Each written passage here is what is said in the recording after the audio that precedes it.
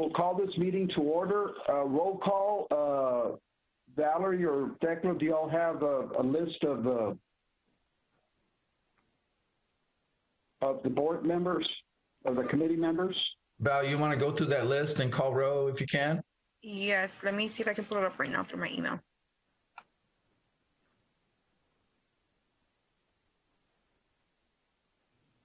Well, I'll just go. John Villarreal here. Fred Dickey. Here.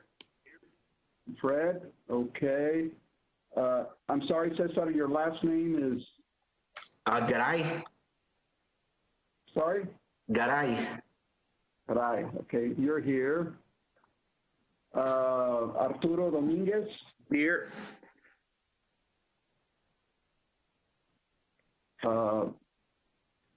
Alma Acevedo. Acevedo? Present. Okay. Mayra? Rafael Dueñas? Here. Who am I missing? Let's see, 1, 2. Joe Maldonado. Julian? Jose. Julian?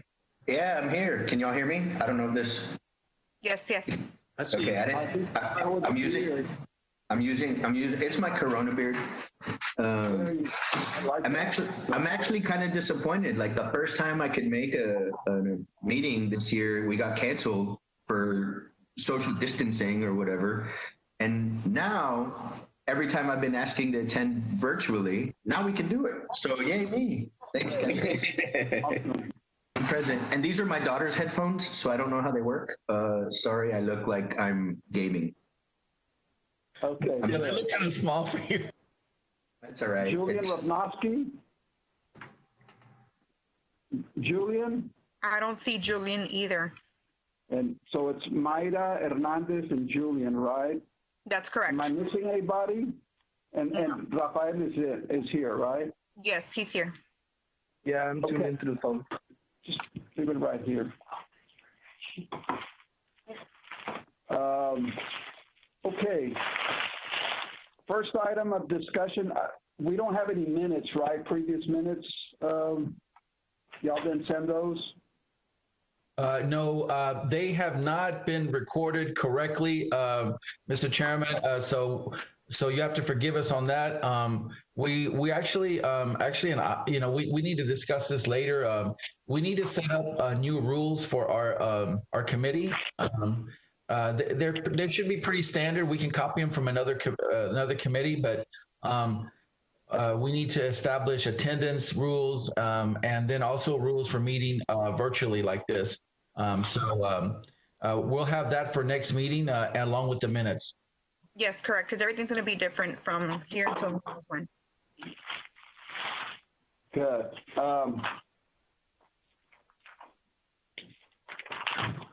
Okay, our first item of discussion is from Thecla.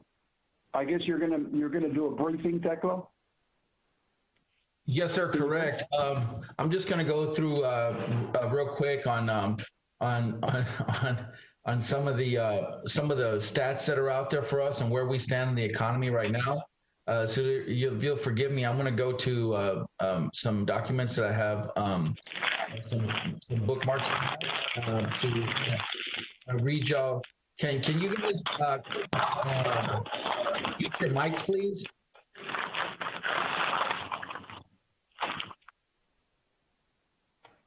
Okay, perfect. I'm muted. Okay, so and just to let you know, I mean, I think everyone understands that we have a unemployment issue. The whole country does. So let me tell you what's hitting us. Right now, from March 1st until May 2nd, which is about a 2-month period. During that time, 14,199 people have filed for unemployment in the Laredo area, which includes Webb, Zapata, and Jim Hall counties. In Laredo, as of May 2nd, there was 13,324 people. That's 13,324 officially unemployed. That still doesn't count the number of people who have not been able to get through. And it also means that that these people who have filed, they're not necessarily have gotten their money yet. So maybe a good portion has, maybe 50 or 70 or 80.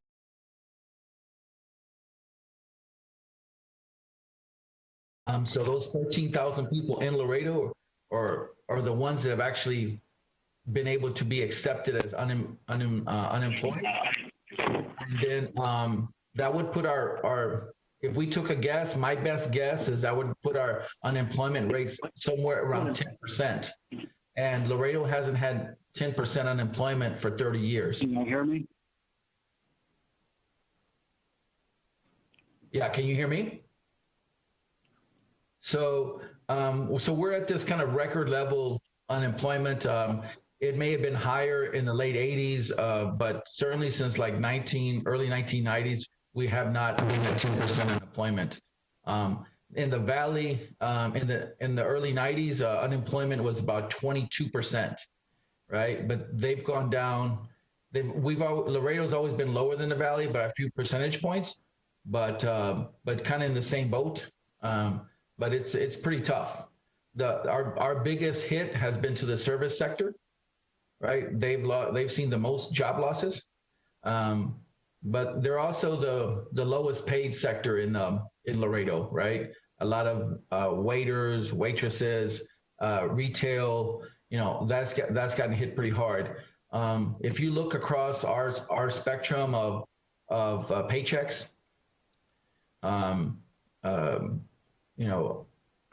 trade and logistics has about 31% of our employment, right? Government, not including school districts, has another 22%, right?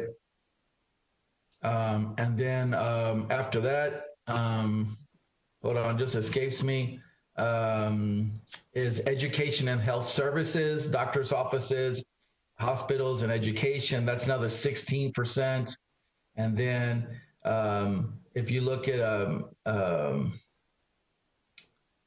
business and professional services, that's another 10%. So 80 plus, about 80% or plus of our employment across Laredo has been deemed essential, right? So we're very fortunate to have people to continue working and continue receiving paychecks at home.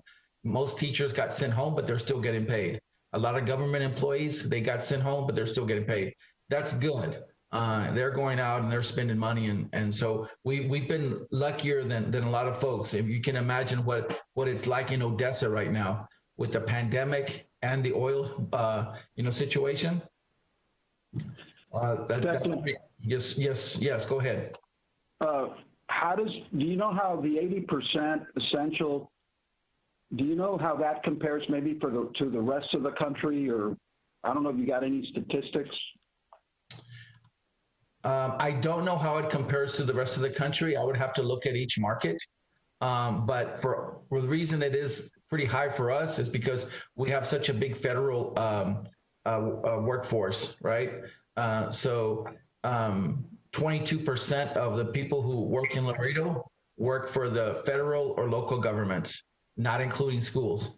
So it's county, city, state, and the federal government. The federal government has a lot of employees. Yeah, we've been fortunate for that. It's like having a military base in town in a way, you know what I mean? Also wanted to just go over real quick some trade numbers that just came out this week for the first quarter of 2020. Port Laredo, which is all the bridges and the airport together, have done $55.5 billion in trade. That's relatively flat compared to last year, if just a tad behind. Last year we did overall $231 billion. And if we did $55 billion for every quarter this year, we'd be at about $222 million, which would put us at about, who knows, 3-4% below last year. But we're not going to do 55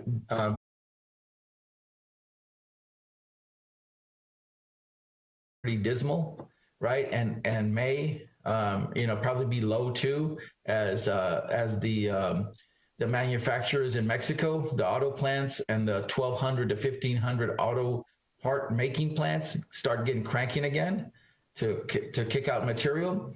We probably see something maybe 20 to 30% below that 55 billion for the second quarter, in my estimations, looking at the bridge numbers that Arturo and I were just discussing beforehand, and us being down at least 20% at the bridges for commercial traffic. As you might guess, and motor vehicle parts are our number one import and export.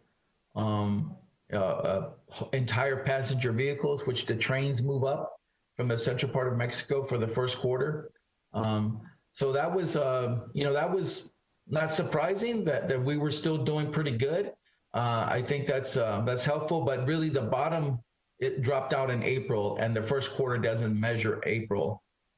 So that's why, you're not seeing that. So let me pull something else up very quickly, just so you can see. I also wanted to share with you our business activity, construction activity for the month. And we had a record first quarter in Laredo for a building.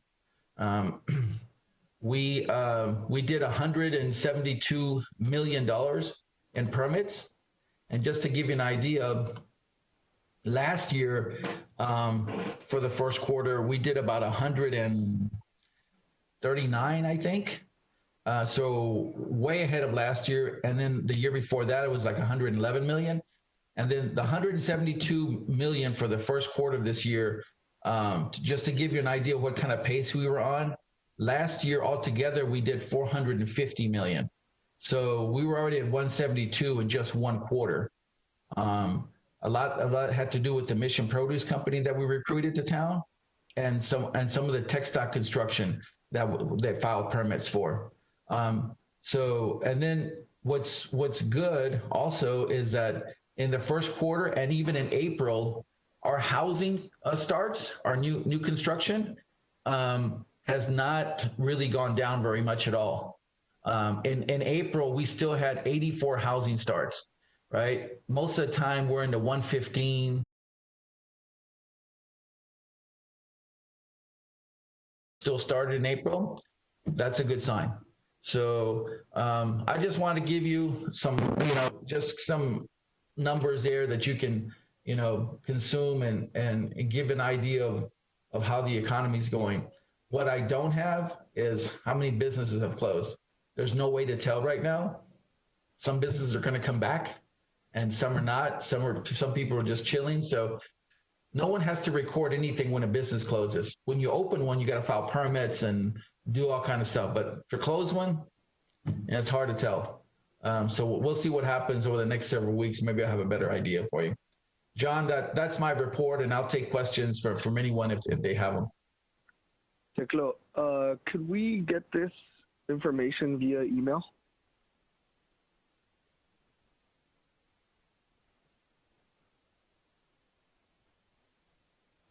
Sorry. Yeah, let me send you the links. Let me send you the links to where I got this information so you can look at it and peruse it at your leisure and figure out what exactly that you want to look at. But it'll all be there. Okay. Perfect. Thank you. Just one. Hello. I just wanted to share that whatever dropped kept steady in trade. I mean, it went down so much, and it's been like that. It hasn't gone further down, and it hasn't gone further up. That's what we were told yesterday. We get, if y'all are interested, on the city's homepage, right, and where our bridge stats are, our bridge folks are loading up all the bridge numbers every day, right? And then they compile them and like a year to date kind of a thing. And so you can tell like for the month if we're down 50% or 10%, and then even our crossings to the number, how many vehicles cross, how many pedestrians cross. It's all information's all there. You just got to go look for it. But yeah, they're doing a good job. But I hope you're right, Arturo. I hope it doesn't fall any further. Now that's just southbound traffic, correct, Teclo? Yes, that's correct. Just southbound. Mine was northbound. The one I'm talking about is northbound.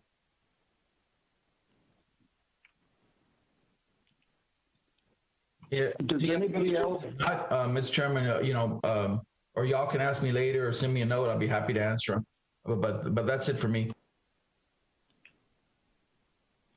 Does anybody else have comments and would like to share? Mr. Dickey?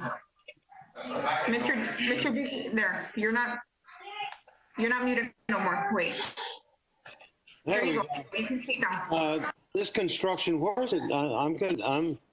Where's most of this construction being spent at? The residential or the commercial? Commercial. The commercial, in this particular instance, was a couple of or several large projects, which is building the overpass over the Union Pacific train thing there. The Mission Produce, that was a $41 million permit, right? I think United had an elementary school that was like 13 mil or something like that, or somewhere in that range. So those are some of the big projects that led to that number. Okay, thanks.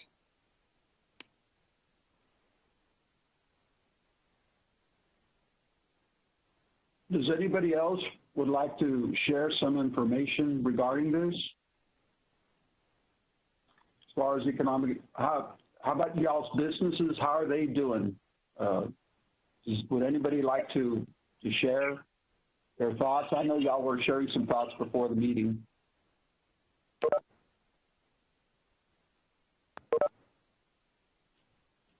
Teclo, how much is the city losing on the toll bridges? What do you mean? What? On the tolls? How much is the city losing by the day? In other words, annually it's like 66 million. Right now, you annualize what they have. Where are we? Hey, Julian.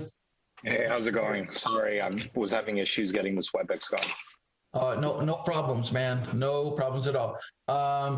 So you have to look at it this way, like for the month of April, we were, and I don't know if it's going to translate through the year because hopefully we'll bounce back up. So April's kind of a snapshot in time, but we were down 80% on pedestrian crossings.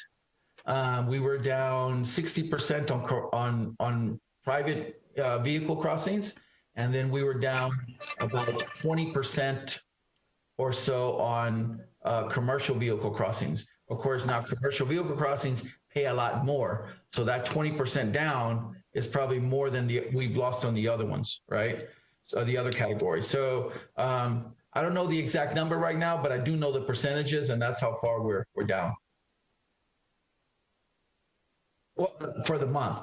For the year, it's less than 10% though on our revenues for the bridges altogether. So that's still, not bad. What's the city estimating? Well, our estimate that by the end of the year, we may be down about 30% on revenues for the bridge. We don't know that for sure, but that's, obviously our estimate going forward because we don't have control over what's happening in Mexico, unfortunately, with their manufacturers, and that's a key spot for us.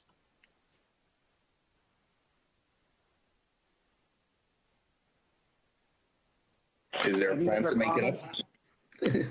Is there a plan to make it up? Not if we can't get Mexico going. Mexico has to get going.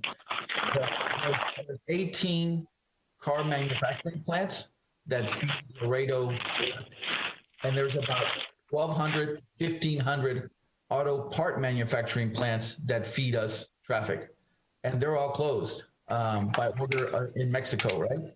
So I'd like to say we have a plan, but since we do 98% trade with Mexico, and about half of that 98% is car content, we need them to open, and we're working with the channels. I've got calls out to the State Department folks that run the economic development offices.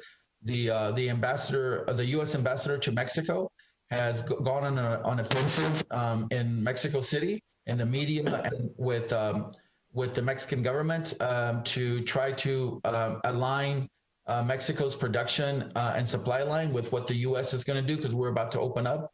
The target date for Mexico is May 13th, but it says it's going to be May 30th, right? And so, we gotta figure that out. And I don't know what we can do. AMLO's a tough, person to deal with, and so he's got his own agenda.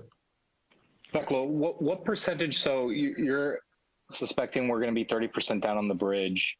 What percentage of our revenue comes from the bridge versus what percentage of our revenue comes from real estate taxes? I don't have that right off the top of my head, but I do have those numbers, Julian. Let me send those to you. But I can tell you the number that we get from the bridge is about 60 million a year in terms of real dollars. Okay, the reason I ask is UCLA's economic department has put numbers out. CCIM has been estimating numbers. And one of my other concerns is obviously we can't control what Mexico does. Let's say this virus hits them hard and they decide to close down factories just like China. That's going to affect us again. But when it comes to the real estate tax revenue for the city, a lot of it comes from commercial real estate. And luckily, we don't have a hotel industry, but I'm seeing estimates on the hotel industry real estate values getting hit anywhere between 35% and up to 90%, depending on parts of the region. Office, the next category is retail. They're estimating anywhere between 25 and, in the worst case scenario, up to 50% hit in value when it comes to everything else. And surprisingly, if we go anywhere above 15% unemployment, we're going to be hit in multifamily. We're going to be hit in all real estate.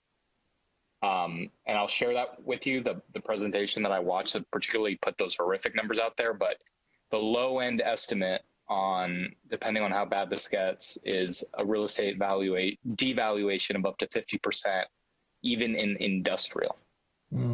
Wow. Well, that's a worst case scenario. Yeah. But, earlier I said, you just barely missed it when you dialed in, was that our unemployment, there's about 12,000 plus or 13,000 plus unemployed in the city of Laredo, about 14,000 plus in the region, or 3-county region, they're unemployed. And my estimate, Julian, and I could be off a little bit, but that our unemployment rate right now might be about 10%, right? And that's count everybody, because everybody hasn't been able to get in to claim their unemployment benefits, and so they're not counted yet. The other thing, I did find the numbers I had. I do have them for you, and I'll send you a picture of these stats because I kind of hand wrote them. But last year, or in 2018, we collected $87 million in ad valorem taxes. I don't have it broken down. And then we took in 2018 also, we took in $65.5 million from bridge revenues. We took about $4 million in from hot taxes, hotel motel taxes. And that same year, we took in $20 million from retail sales taxes, right? So 24, 87, and 65. So assuming a 30% loss, we're close to a possible $40 million deficit. I'm sorry, no. I'm sorry, I did that math too quickly. Probably like $15 million. Yeah. Something like that. Okay. KGNS stated 18.1. I am a communications major. That's what I graduated with. I I'll leave the other ones to the math very quickly. But that's assuming that we don't, this is all assuming a recovery. This is not assuming that we go into another lockdown. Right. We don't know the future. We could have a second spike or whatever, and things could go awry again. We're hoping for a recovery, so we'll hope for the best on that. But even with the recovery, we can't get back to where we were 2 months ago. For 6 months, maybe more. So I know there's a task force pertaining to small businesses, but I think essentially, we say it's that time and again, we need to work with our partners in Mexico, but what is that task force doing for our local economy? All the small businesses, because I can tell you right now, our tenants, they're suffering. Bars, restaurants, most of them couldn't apply for the PPP because they're all 1099. So is there any news pertaining to that task force or other organizations that are currently working to support the small business community here? Well, I think everyone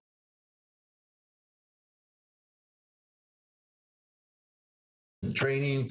Laredo EDC is doing a little bit. Mile One is doing a program to help businesses who sign up with them for free, to help them leverage the social media and the internet to introduce their products and services, those who don't know that much about it.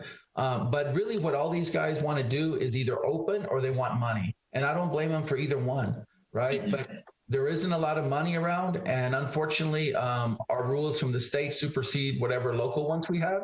And we've been, at the mercy of the state. So, there's a lot of cities around Texas and the country that have done the small business lending programs. And I think those are good. And we just got a lump sum from the federal government. So we can do a small business, like 0% loan, forgivable loan stuff. But even then, we might be able to reach 100 or 200, which those guys who we do reach, they love it, but it makes a really, really small dent into who really needs help. And the city council has not, the city council has also pushed forward, for residents, not for businesses, that they don't have to pay their water bill for the next couple of months, right? Mm-hmm.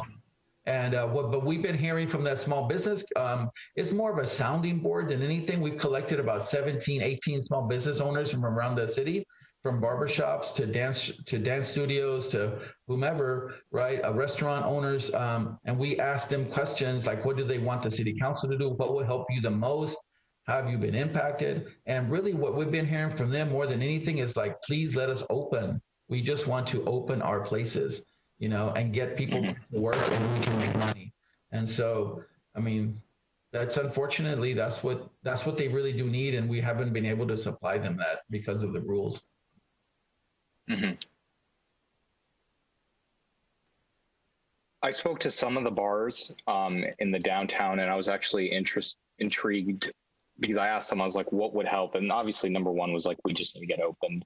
But surprisingly, 3 of the bars literally told me that we're not even looking for, what they'd like to see is not, real estate reimbursements or something of that sort that would bring their bottom line down. But what they're looking and hoping for is when this rebound really happens and we're opened up, that the city helps and invests in the area so that it can bring more business, which was, it was already here. Usually you don't hear something that straightforward where they view it as, okay, well, and we're not looking to spiral down by cutting and cutting and cutting.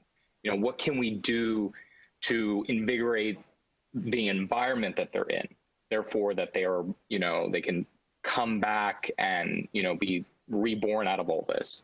So that's something that I heard that from House of Whiskey. If you want to reach out to them, I think they're actually in one of your focus groups.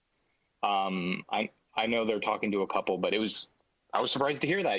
To me, that's truly economic development. It's not about, just throwing money out, and it's not just about cutting things. Sometimes it's about having a strategy and helping them in that manner. So just some food for thought that I wanted to reiterate when they told me that. No, I appreciate that feedback, and they are in that group. So, but thank you. Teclo, helping our Mr. Nixon, Dennis Nixon, who was one of 40 people that was appointed by the governor for the strike force, for the opening of businesses. And of course, I have him here because he brings a lot to the table also. And he's got some questions or some thoughts. It's not a question. I just encourage you to hear. It's encouraging to. Hello, good afternoon, everyone. It's encouraging to hear what Julian's saying about what the businesses are looking for, because at least we know that as a city, we're has a tourist district for the downtown area, and that's a target area. And one of the things that one of the last projects that was done was completing the contract that allows now the tourist to begin its revitalization project. It was a contract that was long in getting because it was difficult to find people to apply for the management of the program, but we now have that in place. So, Julian's comments are spot on. I think that's what businesses are looking for, not necessarily only a handout or money per se, but creating an environment that helps them grow and prosper. You're exactly right, Henry. Thank you for your comments. No, Julian's right on, and so are those bar owners. We do need to improve downtown, and this could be an opportunity to leverage that sort of thought process and to try to move on certain things that could be done. I'm glad you're there at the tours. I have not been to the last couple of meetings. I'm not sure has taken place. So, if you want to give us a quick update, or if Mr. Chairman, if you wanted to do that, I mean, that'd be great. I'd love to hear it. Yeah. Our last meeting was postponed, I think just as many of the committee meetings were.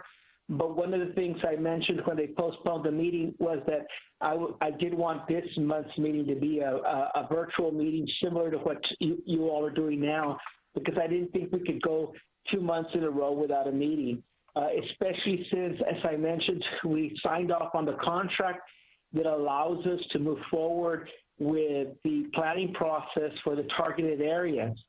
So given that, we like you all are looking forward to meeting.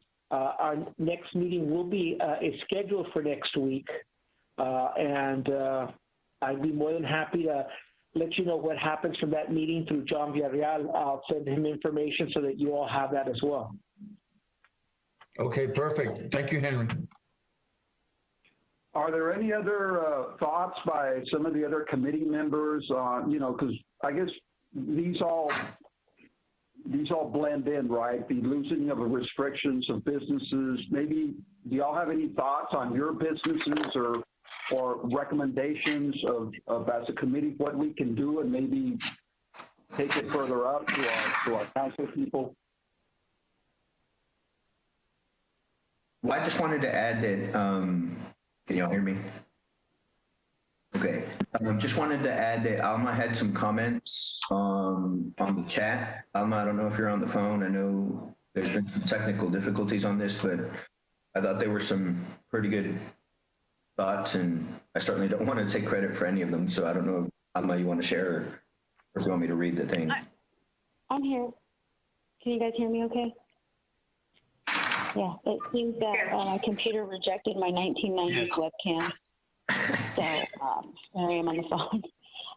Yeah, I have mentioned this at a couple of our meetings about working with CVB to try to market our downtown, scene to something like Austin to get a couple weekenders down and things like that. But we also need to look at, and this is something I was going to bring up with the task force as well, but the committees have been narrowed down somewhat. But we need to have more of a campaign, and the chamber's on board with it. I think the Laredo EDC as well, but also to support local.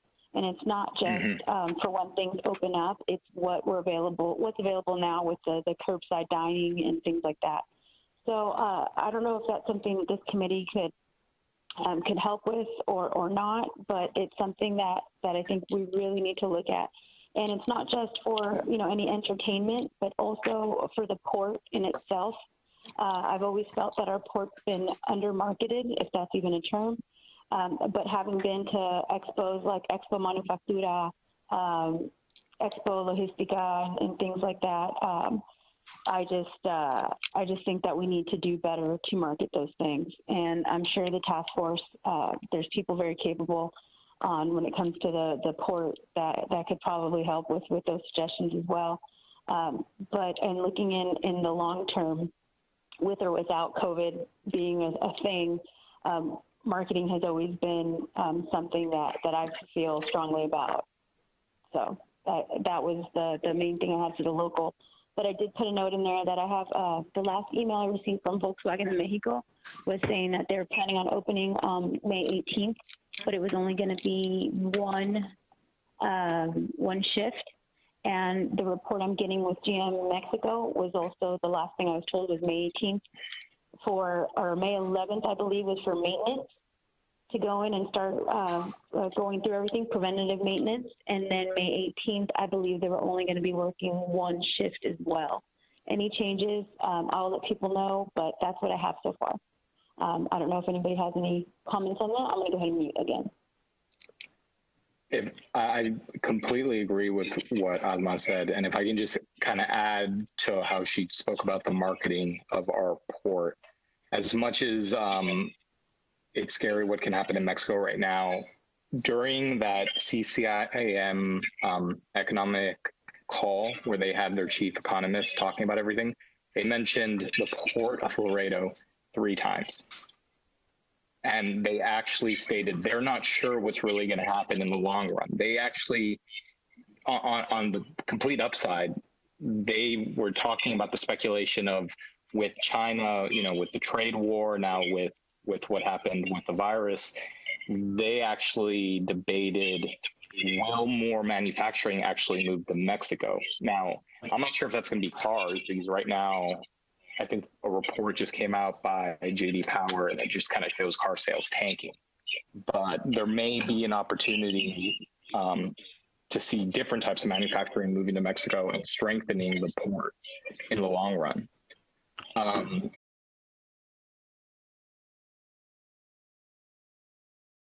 Heard a lot of people discussing, kind of the future during this COVID crisis and talking about what can we do to prevent the spread.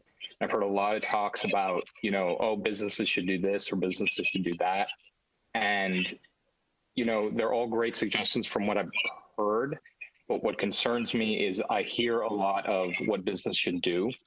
And a lot of these businesses are already really financially strained. And a lot of these suggestions have big financial costs to them. I've overheard someone saying, you know what, we should mandate all new businesses have those sliding doors. Those are really expensive doors. And so all I say is, as much as, the safety and security of everyone is important in the city of Laredo, is if we move forward with any of those recommendations, we need to consider the financial impact, because we may engineer either these buildings or these type of businesses out of even being able to operate. Therefore, we end up shooting ourselves in the foot. So we just to be mindful of the economic impacts of any new rules or regulations for either construction or just types of businesses. And that's it. Yes, I'd like to echo what Julia just said. I was listening to a meeting earlier where they're talking about the reopening of businesses. The state of Texas is saying it can reopen. And then I heard a second conversation related to that, where the comment was, yes, but if they're going to reopen, we need to make them do this. We should make them do this. They need to check this. They need to be tested for this. Well, guess what? These are small businesses. If we're going to have to make them do all of that in order to operate, you're basically contradicting the governor's order to reopen the business. And I wonder if the governor himself won't say something about over restriction on his ability to say guidance to allow certain businesses to open. But I'd like to also comment on the promotion of the port. This is anecdotal, and I know anecdotes are nice and everything. I like harder stats, but I'm going to relay it anyway. So we travel, IBC travels to Mexico on a regular basis, and when I go to Mexico City, I have a contact there that goes to work, goes to promote Mexico City business in general. And actually, this is a Texas business that's in Mexico City, but they travel into Latin America for conferences. And she asked me the last time I was there, where is FAR, Texas? And I said, FAR, and I explained to her what FAR was. And she said, I bumped into people from FAR promoting the port of FAR, Texas, 3 times in Latin America. And she said, I thought Laredo was the largest port. FAR is just out there promoting themselves. I just thought I'd share that information where you have, that's part of promotion, is getting out there at those trade shows. That's exactly right, Henry. They do go out there. They do have a budget to do it, and so do we. But they do make it a point to be in Mexico City, in Guadalajara, in Panama, wherever they need to go. They feel need to go. That's where they're going to go. I think there's some philosophical differences between what FAR does and what our sector that is responsible for the bridge does. And maybe we can talk about that more offline. But yes, you're exactly right. And I'm just in the chat also. If you do go around the state or the typical meetings that Henry, that you and I might go to on the country regarding trade, FAR has definitely been able to promote themselves as much bigger and much more important than they really are. For instance, I mentioned earlier in the meeting that we did $55 billion worth of trade in the first quarter of this year. FAR did $9 billion of trade. So we're 5 times larger than FAR in terms of volume and value. But yet, when you run into them just about everywhere, that's how they've been able to continue to grow. I mean, we're the big dog. We've got the target on our back now, right? We weren't before, but now we are. So when you're the champ, you got the target on you. So we have to work even harder to sustain what we have. And we have to get out there. We've already, just to let you know, we're already planning for what meetings we're going to go to in the fall, assuming that we get to go to meetings in the fall, from a health point of view. And we're trying to make that case to our leadership here that we do need to be at those meetings. And we need to have a significant presence at the PMA, the Produce Marketing Association, at the Expo Carga and so forth, right? We have to be there. Otherwise, you give up ground. And so I'm not sure if everyone's going to align with what I'm thinking, but that's really what we ought to be doing. And it's a great point for you to bring up, Henry and Alma.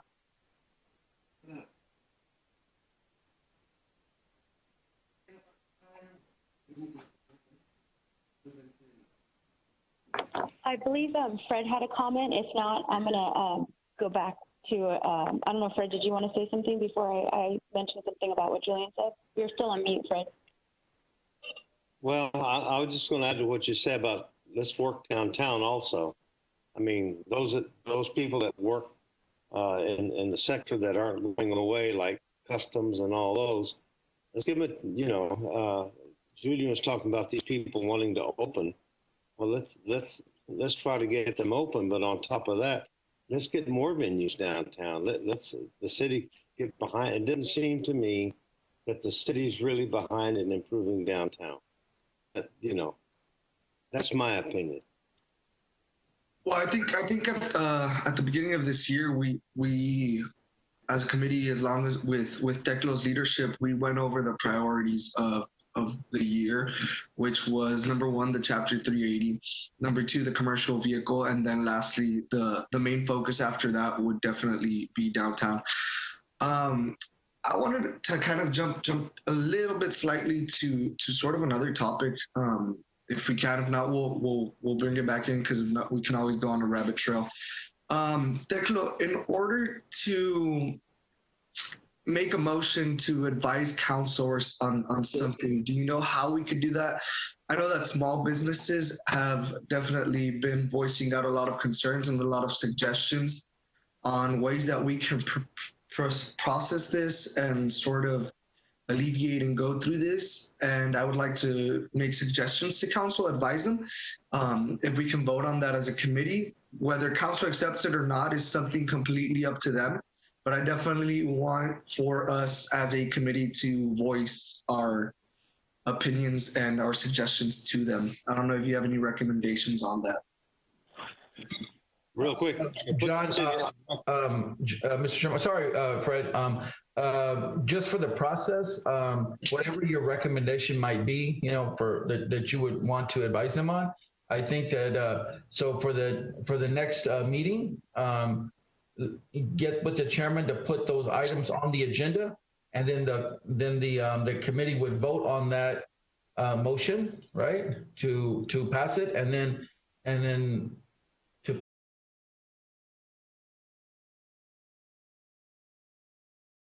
and submit it to them for them to take it under advisement. And then if something goes further, say there's a council person that really likes the item and wants to see something done, are they willing to put it on their agenda? Right? So that's how it would work. Perfect. Thank you for that. Mm-hmm. Yeah, I mean, one of the important things is that the Friday before the actual meeting is for you all to submit your agenda items, and of course we'll go through. We'll try and get them as much them in, but it's difficult sometimes for me to say, hey, do you all have agenda items? It should be an automatic. Just put the agenda items, and we'd love to discuss them. Y'all have some great ideas. Why don't we get Val? Mr. Chairman? Why don't we ask Val to make sure and remind, put this in our calendar the Thursday before the meeting, to send out a note to all the members, a note from you, and Val can do it, to say, hey, and she'll include you, and hey, once again, the chairman's asking for items, please give that some thought and give them to him by tomorrow or something like that. But let us lock that into.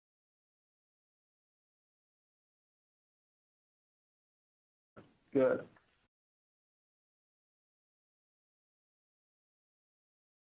They have been and I know it's a very polarized issue right now, as far as some people, well, you're putting the health of people before or after the health of the economy. So I know it's very polarized. I mean, you turn to CNN, you turn to Fox, which I tend to do, and you get two very different versions of this.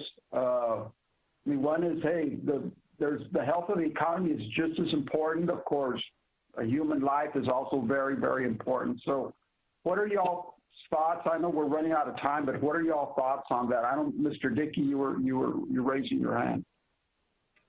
I'm probably the oldest person here, and we know now by science that people who are healthy and young, especially under 60, don't have a problem.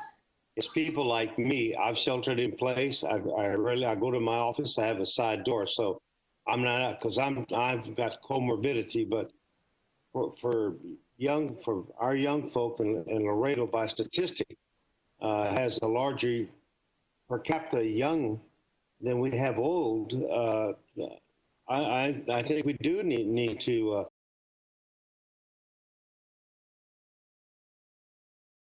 You can't. There's no money. You can't buy anything. You can't do anything. So, and I've got a young son too, and he works every day at the office. So I care about my family, just like everybody cares.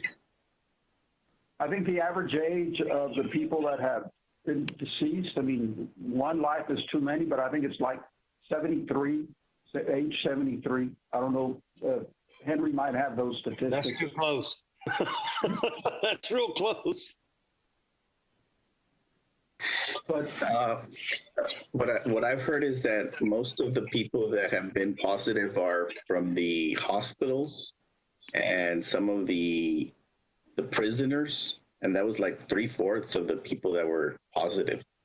So it's not the community itself. Arturo, you're hitting on a good point there. Even the folks out in the community they're very not all of them, but a good majority of the folks that are being found. They're found around certain nucleuses. This family has it. This little sector over here has it. This group has it. Right. That's how many of the cases are. They're kind of clustered around certain things, including what you just mentioned. And then when you're talking about if the city is going to obligate any small business to do something like use mask, whatever, they should supply whatever you need to obligate them to do. I don't think it should be an expense to the business owner. Well, we can't get masks, even if you made us do it. Well, I'm just saying, if you obligate a business to do something, like the government is telling you do this, I think they should provide it to you in order to help you out in some way or fashion. And then just going back to Teclo's volume, in a month of volume, Teclo, on 8 ports, if you add the volume of 7 ports without Laredo, they have like 48%. We do the rest. Laredo does the rest. Right. Of that district between Brownsville and Eagle Pass. So the volume we're way higher than all of them together. You can do that for all of Texas. Laredo does more than all of Texas and New Mexico combined. That's how much we do. Going back to the question of us supplying small businesses, I'm on board with that. Our chief thing that we need is Mike is on. Our number one thing that we need to do is get more tests, man. We don't have enough tests. I know the White House and the so-called gurus that are doing COVID-19 in DC say, oh, we have enough tests for the country. So my question is, okay, so where are they? We've tested less than 1% of our population in this county.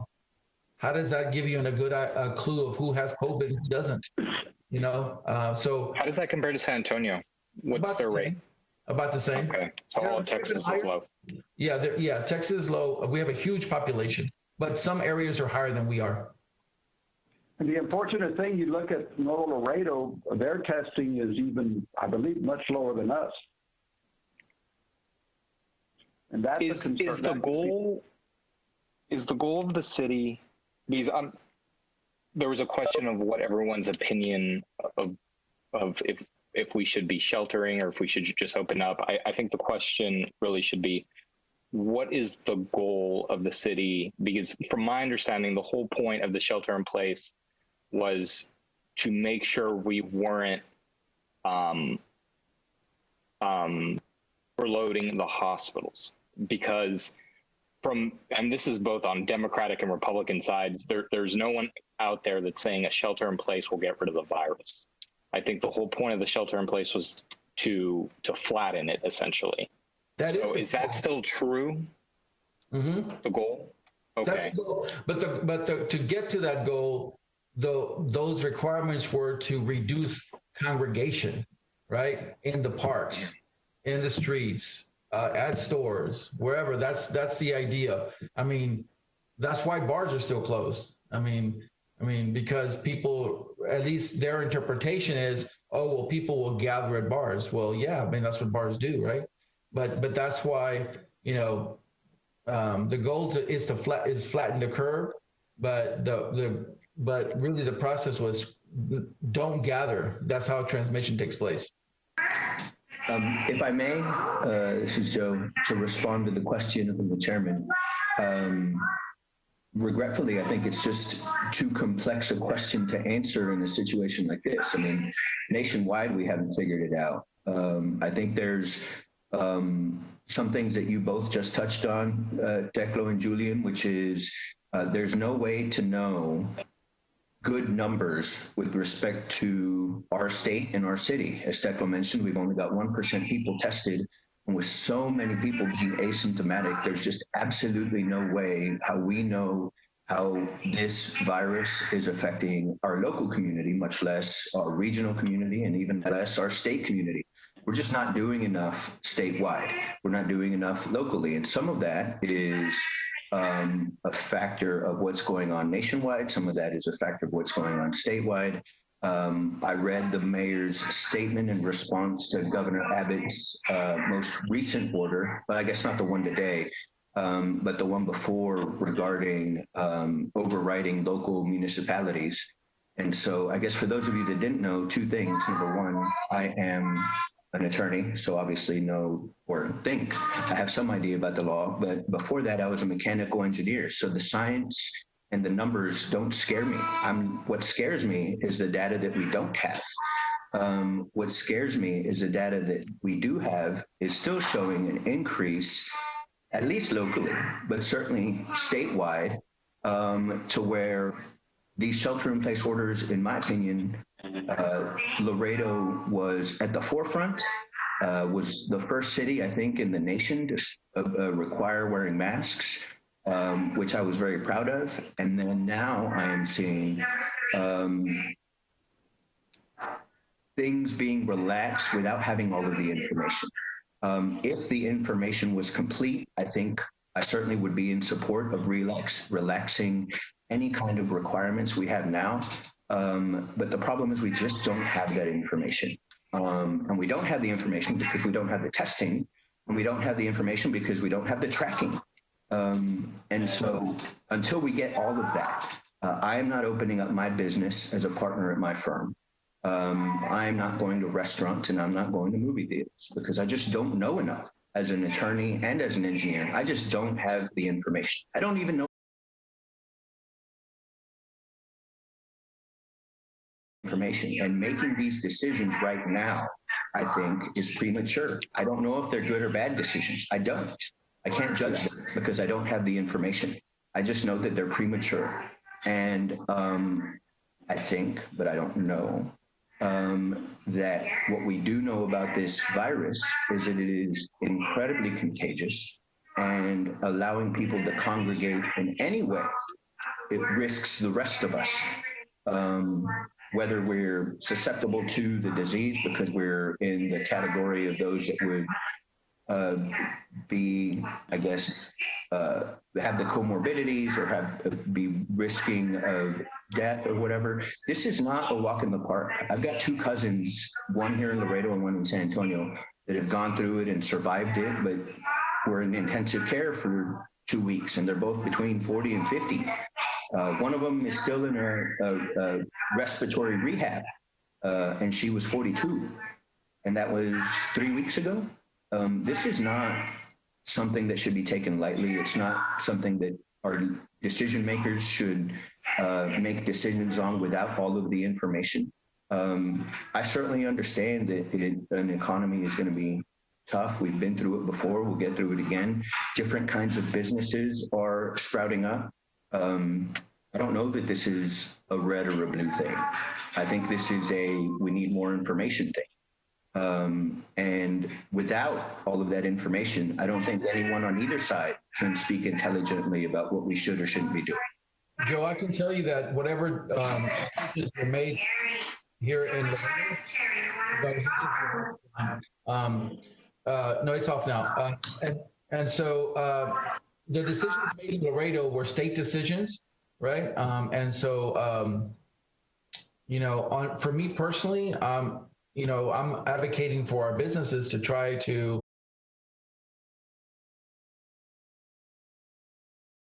employees so they can feed their families. At the same time, that's not the magic bullet. You can open your business, and what if the public is not too cautious, but is cautious and they don't go, right? Now you got an open business, but no one's going to it. But either way, all those rules here in Laredo, they've come to us on a state level. Our city council has been much more conservative regarding, and if it were up to them, they probably would still have the same rules that were in place 2 months ago. But that's kind of the elected leadership decision making, and I'm just an employee here, so I'll just follow whatever they tell me. And just to add one last thing, I'm sorry, just to add one last thing. I understand we have really high employment rates and really high employment claims, but as an attorney who does a little bit of these workers' comp or unemployment claims, the problem with opening up early is, let's say you have a business like mine, and I decide not to open up. Well, guess what? Now you have an opportunity to open up, and anyone who works for me and tries to file unemployment is no longer eligible for unemployment because I now have the ability to open up. That's right, yeah. And so either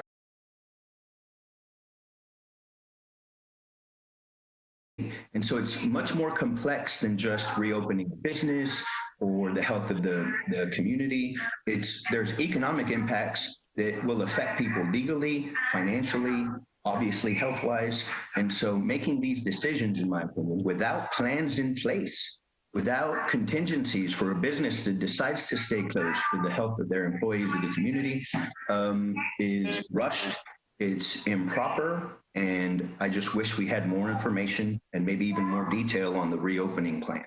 That's all I'll say. So this is Henry Sauvignon. Let me just put a counter to that in this respect, and this is coming from our clients. Some of our clients are saying the fact that the government tells you which businesses can operate and which businesses can't operate is also deciding who succeeds and who doesn't succeed. It kind of the opposite of what you're just mentioning about now you can open, so if you choose not to open, you're at a disadvantage. And I think that's a good point you're pointing out there. But I'll also add that many of our clients are saying, when you say you can operate and you can't operate, you're essential, you're not essential, you're also picking winners and losers and hurting companies. And that's what we're hearing from our clients. Yeah, so you can go get booze, get a gun, but you can't go cut your hair. I mean, and I understand cutting hair is probably closer contact, but there's, going to get booze, going to get a gun. I mean, that's essential. Yeah. I mean, well, as a counter to that, the only thing I'll say is, without getting, because obviously this is a very charged point, part of this has to do with the strength of someone's lobby. Part of this has to do with somebody's determination as whether or not they're essential or not. I personally disagree that being able to get a gun is essential, but I also, as a lawyer, understand it's somebody's right to do that. But the issue I have is that we're making these decisions without all of the information that we need. And I don't think that you get to decide who's going to succeed or not. I don't think that's appropriate. But I also don't think that we should be favoring. Let me just, without getting on either side of this, and before we go down rabbit trails, as somebody mentioned, all I'll say is these are strange times. These are emergent times.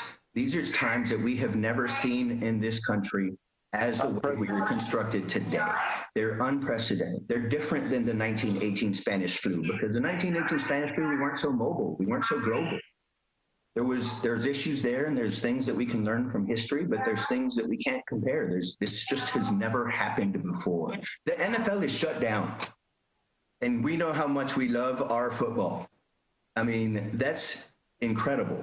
And so sometimes tough decisions need to be made, and sometimes those decisions are made properly or improperly.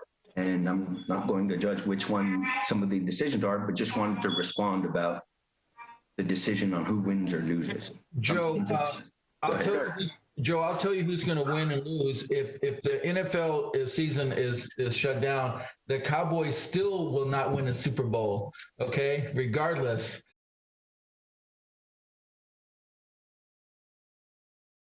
It's going to be bad for a long time.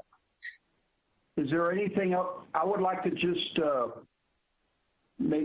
about some points here. Y'all have heard, or y'all have been part of the Ppp Loan Program. I think y'all are aware of that, where basically the government it's a forgivable loan if you if you have payroll costs, you get a determination on your payroll costs, and if you use out those funds for at least 75% to 100% for payroll costs, the other three things are utilities, rent, or mortgage interest, and thereafter you can submit that back to the bank, who can submit it to the SBA. The government can forgive those loans. They have been very, very popular. Basically, that's what I've been doing the last 3-4 weeks. Here at IBC, we've probably done about 800 loans, over $75 million. And of course, that goes back into the businesses. So, and I know there's a lot of other banks that have been involved, but just to let you know what we have done, and as far as those PPP loans. Is there anything else that anybody would like to bring up as far as new business? Mr. Chairman, I'd like to just mention a couple of things, just so the group knows what we're doing here at the Economic Development Department. Something you and I have talked about. Right now, we're in the middle of working on a deal with a cold storage and produce company that is already here in Laredo, but they're going to move from their facility into the old Costco distribution center. That building is only 30% refrigerated. They're going to get the owner of that building to refrigerate the whole building, and then they're going to move in there to move tomatoes, cucumbers, and berries from Mexico. And so they've applied for a 380 economic incentive agreement, and so we're reviewing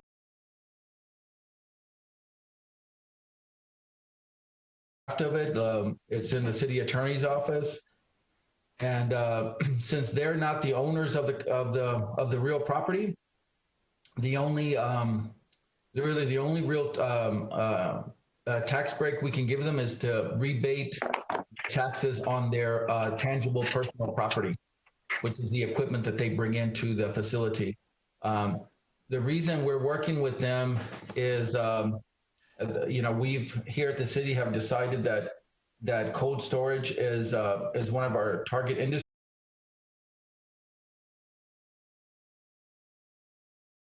That's a lot of value to our ad valorem, our tax rolls.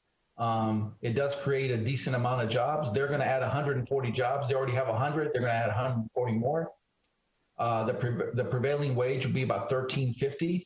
We moved that up from $10 an hour to $13.50 an hour with this particular move, and then those kind of operations, they add traffic to our bridges, which means we would get more revenue. So those are the reasons that industry is a target for us. So we're working with them, and it looks like their incentives are not going to be all that much comparatively. About if things go correct and their estimations are correct on the value that's going to be in their, they get about a $38,000 tax rebate after every year if they're compliant with the agreement.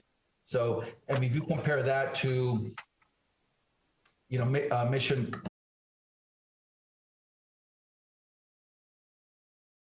$50,000 a year tax break, the $38,000 is pretty small. But if it excites them to stay here in Laredo, there's a little bit of competition between us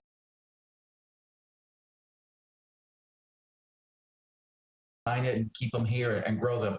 One interesting thing that they told me is that they're looking at adding more components of their company to move to Laredo, because HEB is their biggest customer for tomatoes. But what they do right now, what they do is they bring the tomatoes over from Mexico to Laredo, ship them to Michigan, wash them and package them in Michigan, then ship them to San Antonio so HEB can distribute them to their stores. So it's a no-brainer to have them to move that operation to Laredo so that to Laredo. So anyway, I wanted to fill y'all in that's one of the incentive deals that we're working on right now. Teclo, back in the 70s, 80s, Nuevo Laredo was charging an inspection to all the produce, and that's when it went to the valley, and we never brought them back.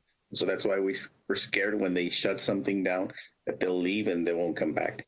And so I think it's a start, and I think we can do pretty good on that. I'll give you a quick update. I just did the numbers last night.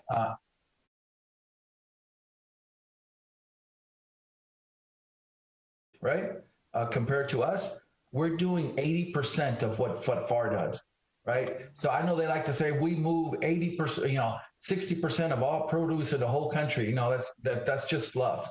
We're already doing 80% of what they do. And when Mission Produce gets on board and these guys,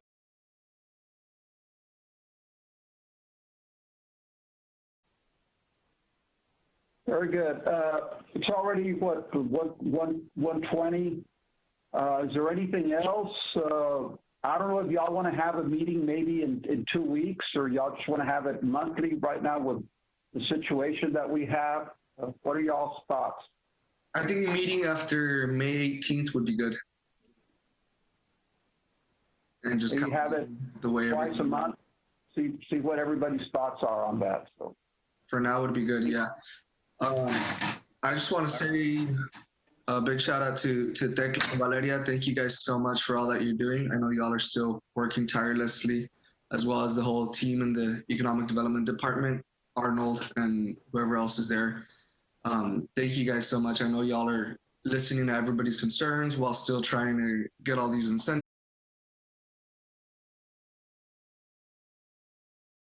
Our members in the committee team, I would just want to suggest that we make some motions and start advising some things to council. Everybody here has some amazing ideas and amazing ways that we can help each other and help the economy out through all of this.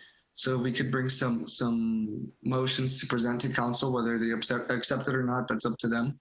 But let's make sure that we make our voices heard and we voice out the concerns and necessities for the small businesses in our community as well. I know also Tecla has been very busy, but we need to finish the 380. I know that Julian and Joe are myself, we're part of that subcommittee, so we need to try and finalize that. Mr. Dickey?